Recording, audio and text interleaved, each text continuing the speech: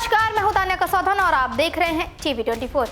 बिहार के पूर्व उप मुख्यमंत्री तेजस्वी यादव ने बुधवार यानी 8 मई को पत्रकारों से बातचीत में पीएम मोदी पर हमला किया। तेजस्वी यादव ने पीएम मोदी को नसीहत देते हुए कहा कि धर्मशास्त्र सिखाता है कि थोड़ा कर्म की बात कीजिए। आपने 10 साल क्या किया? सवाल उठाया कि पीएम को बताना चाहिए कि बिहार के लिए आपने क्या किया।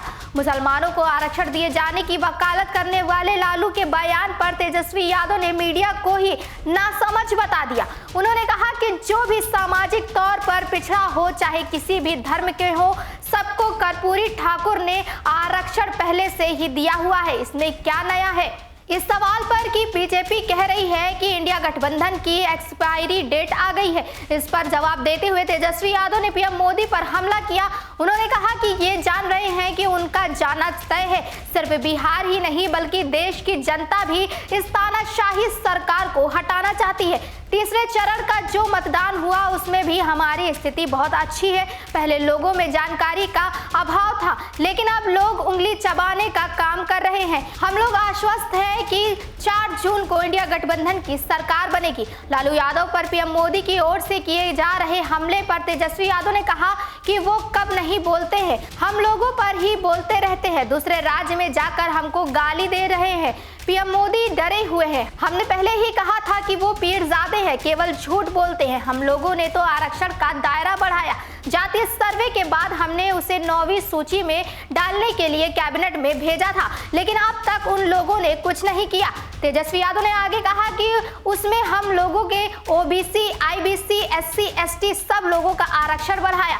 देश में सबसे ज्यादा कहीं आरक्षण है तो वो 75% बिहार में है। ये लोग तो चुप्पी साधे रहते हैं। हम लोगों पर जाति आधारित गणना कर रहे थे तो सुप्रीम कोर्ट में ये लोग इसका विरोध कर रहे थे। एफिडेविट भी सामने आया था। पीएम मोदी के रोड शो पर तेजस्वी यादव ने कहा कि हमने रोजगार के मुद्दे पर उन्हें सड़क पर लाया। वो पटना आए तो आप लोग यानी मीडिया भी उनसे पूछिएगा। उन्होंने मीडिया से बातचीत करते हुए क्या कुछ कहा, आइए आपको दिखाते हैं। भाजपा के लोगों को ये बताना चाहिए कि वो संविधान और आरक्षण क्यों खत्म करना चाह रहे हैं। एक बार नहीं, कई बार। और थोड़ा जानकारी भाजपा के लोगों को होना चाहिए। जब महागठबंधन की आरजेडी की सरकार थी 17 महीने, तो हम लोगों ने जाति आधारित गणना कराया। जब हम लोगों ने जाति आधारित गणना कराया तो सॉलिसिटर जनरल को सुप्रीम कोर्ट में खड़ा कर दिया भाजपा के लोगों ने इसके खिलाफ। खैर जो भी है, उसके बाद हम लोगों ने जब जाति आधारित गणना पूर्ण हो गया तो हम लोगों ने तो 75% आरक्षण की सीमा बढ़ा दी। जो किए हैं वो तो दिखाओ, और उसमें सबका बढ़ा आरक्षण। तो हम लोगों ने तो आरक्षण बढ़ाया है। पूरे देश में अगर सबसे ज्यादा अगर कहीं आरक्षण है तो वो 75% आरक्षण बिहार में है। और भाजपा के लोग साफ तौर पे कहते हैं कि 400 लाओ, हम संविधान को खत्म कर देंगे।